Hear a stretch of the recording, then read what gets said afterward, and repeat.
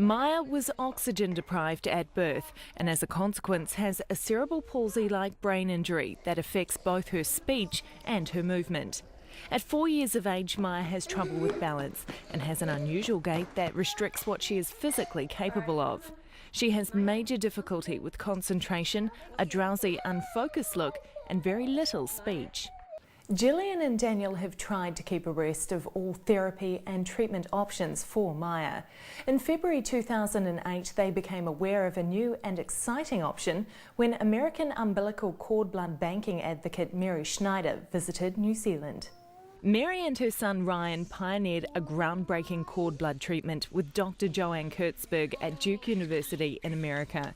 Ryan had the treatment when he was 2 and is now a healthy 5-year-old with no signs of cerebral palsy and no need of any further therapies. Up until the point where Mary had Ryan's cord blood used to treat his cerebral palsy, umbilical cord blood had mainly been used in the treatment of childhood cancers and leukemia. Now it is being used for brain injury conditions like cerebral palsy as well as juvenile diabetes.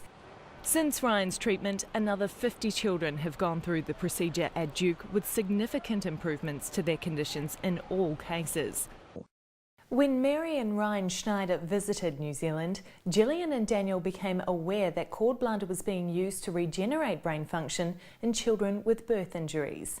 Through Cord Bank, they got to meet Mary. Coming to someone who understood the pain and the anguish that we were going through, and talking about her child and his difficulties and talking about Maia and her difficulties was mirrored perfectly. But not with pity. No, perfectly, and it was just like a light. With Mary's support, Gillian and Daniel began the long process of trying to get Maia an appointment at Duke, a hospital with a very long waiting list for cord blood reinfusion. I remember the day we got the date of the 26th of August 2008, where I was in the kitchen looking at Gillian and we both broke down and cried.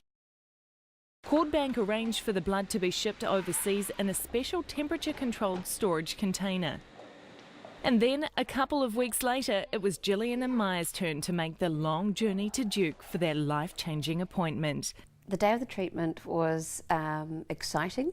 I was very anxious. However, Maia was also unaware of her surroundings and significance of the procedure.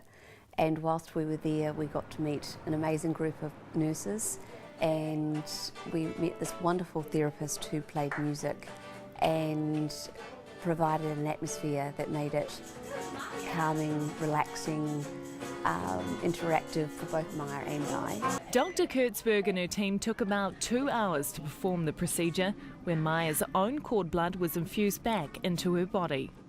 The procedure went extremely well, and then it was a matter of waiting and watching for the changes. Only a few days later, Gillian started to notice changes in Maia.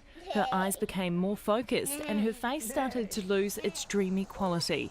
Her physical coordination improved and so did her stamina. It is so amazing, the change in my daughter, and made us a proper family unit. And really, one of the ways I've explained it's like with all the therapy and everything, we're getting very little back. It's like we were living in a box, the Maia box, and since she's come back from the transfusion with her cord blood, someone's opened up a door. A whole lot of light has come in and really has changed our family life forever. And I can never be more thankful for that. We just trusted in the process that we banked our cord blood. We had the opportunity to bank our cord blood, and because of that opportunity, we now have our daughter who is fully functioning, and we've got our miracle, and we're here.